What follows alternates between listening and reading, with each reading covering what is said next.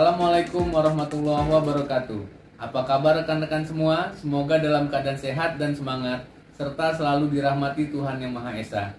Pada pertemuan ini saya akan memaparkan 3 strategi yang akan kita terapkan dengan tujuan meningkatkan pertumbuhan dan pengembangan perusahaan kita, serta meraih pencapaian yang lebih dari yang telah kita capai pada saat ini. Yang pertama adalah strategi intensif. Strategi intensif merupakan pendekatan yang biasa digunakan oleh banyak perusahaan untuk meningkatkan pertumbuhan melalui upaya yang lebih agresif dalam bisnis yang sudah ada. Ada 3 bentuk utama strategi intensif. Yang pertama, penetrasi pasar. Strategi ini berfokus pada peningkatan penjualan produk atau jasa yang sudah ada kepada pasar yang sudah ada pula. Kita dapat menggunakan berbagai metode pemasaran dan promosi untuk menarik pelanggan baru atau meningkatkan pangsa pasar. Seperti contoh, perusahaan makanan cepat saji yang meluncurkan kampanye iklan yang agresif atau menawarkan diskon kepada pelanggan yang sudah ada untuk mendorong pembelian ulang. Lalu, pengembangan pasar, yakni memasuki pasar baru dengan produk atau jasa yang sudah ada. Kita dapat memperluas geografis ke wilayah baru atau menargetkan segmen pasar yang sebelumnya belum pernah kita jangkau. Contohnya, perusahaan teknologi yang memasuki pasar negara berkembang dengan meluncurkan varian produk yang terjangkau dan disesuaikan dengan kebutuhan pasar tersebut. Lalu pengembangan produk. Strategi ini melibatkan pengembangan produk atau penyempurnaan produk yang sudah ada untuk memenuhi kebutuhan pelanggan yang berkembang. Kita perlu melakukan riset dan pengembangan untuk menciptakan inovasi dan memperluas jangkauan produk kita. Seperti contoh, perusahaan kosmetik yang meluncurkan lini produk baru dengan bahan-bahan alami atau teknologi terbaru untuk memenuhi permintaan pasar yang semakin sadar akan berkelanjutan dan keamanan bahan-bahannya. Selanjutnya yang kedua, ada strategi diversifikasi. Strategi diversifikasi melibatkan ekspansi bisnis ke industri atau pasar baru yang berbeda dari bisnis inti perusahaan kita. Tujuan dari strategi ini adalah untuk mengurangi resiko dan mendapatkan sumber pendapatan yang lebih luas. Terdapat 2 jenis utama strategi diversifikasi, yaitu diversifikasi terkait dan diversifikasi tidak terkait. Untuk diversifikasi terkait, strategi ini melibatkan perluasan ke bisnis yang berhubungan atau terkait dengan bisnis inti perusahaan kita.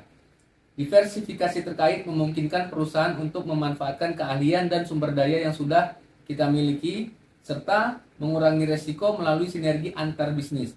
Contohnya, produsen mobil yang memperluas bisnisnya dengan membeli perusahaan manufaktur suku cadang mobil, sehingga memperluas nilai penjualan mereka di rantai pasokan. Dan yang selanjutnya, diversifikasi tidak terkait.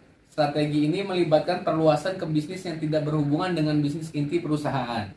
Diversifikasi tidak terkait memberikan peluang untuk mendiversifikasi resiko dan menciptakan sumber pendapatan yang baru yang tidak bergantung pada industri atau pasar yang sama. Contohnya, produsen makanan yang memperluas bisnisnya dengan mengakuisisi perusahaan teknologi informasi sehingga mendapatkan diversifikasi pendapatan dan akses ke pasar yang berbeda. Dan yang terakhir adalah strategi defensif. Strategi defensif digunakan ketika kita menghadapi ancaman dari pesaing atau perubahan di pasar. Tujuan utama strategi ini adalah untuk mempertahankan pangsa pasar dan keuntungan yang ada. Berikut adalah beberapa contoh strategi defensif yang bisa kita terapkan. Yang pertama, penurunan harga. Strategi ini melibatkan penurunan harga produk atau layanan untuk membuatnya lebih menarik bagi konsumen dibandingkan pesaing. Penurunan harga dapat menarik pelanggan yang mencari harga lebih murah atau memberikan nilai lebih bagi pelanggan yang sudah ada. Contohnya, toko retail yang memberikan diskon besar-besaran untuk menarik pelanggan yang mencari penawaran harga lebih murah. Dan yang kedua, inovasi pada produk. Strategi ini melibatkan meluncurkan produk baru atau meningkatkan produk yang sudah ada untuk memenuhi kebutuhan pelanggan dengan lebih baik daripada pesaing. Inovasi produk dapat mencakup fitur baru, desain yang menarik, atau keunggulan kompetitif lainnya. Seperti contoh, perusahaan teknologi yang meluncurkan fitur baru pada produk mereka untuk bersaing dengan produk sejenis yang ada di pasar.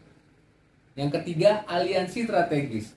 Strategi ini melibatkan bekerja sama dengan perusahaan lain atau bahkan pesaing untuk memperkuat posisi pasar dan menghadapi ancaman bersama. Aliansi strategis dapat mencakup kerjasama dalam hal penelitian dan pengembangan, penggabungan atau pembagian sumber daya. Contohnya, dua perusahaan manufaktur yang bergabung untuk menghadapi penurunan permintaan dan mengurangi biaya produksi secara bersama-sama. Setiap strategi ini memiliki kelebihan dan risikonya sendiri, dan penerapannya akan tergantung pada kondisi dan tujuan perusahaan. Penting untuk melakukan analisis pasar dan kompetitif yang cermat sebelum memilih dan mengimplementasikan strategi yang tepat. Demikian yang bisa saya sampaikan terkait 3 strategi yang akan kita terapkan. Semoga materi ini menjadi pedoman kita dalam mencapai tujuan yang kita harapkan, dan semoga kesuksesan selalu menyertai kita semua. Amin ya robbal alamin. Saya akhiri. Wassalamualaikum warahmatullahi wabarakatuh. Terima kasih. Semangat.